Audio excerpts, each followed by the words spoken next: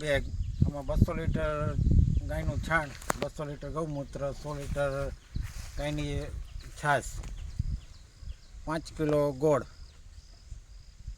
5 kilo ચોખા અને બીજું વધારાનું પાણી.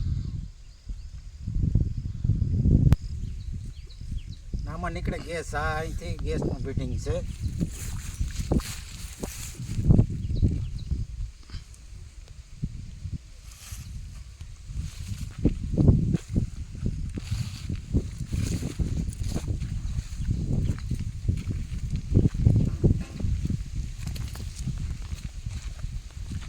આમાં કાચું છાણ, ગૌમૂત્ર, છાશ, ગોળી બધું અહીંથી નાખવાનું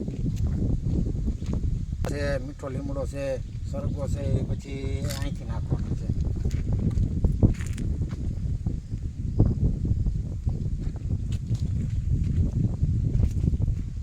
બોલો. આ ઓલો ગેસની નળી છે. જો અટાણા ચૂલામાં 1 કલાક લગણ હાલશે.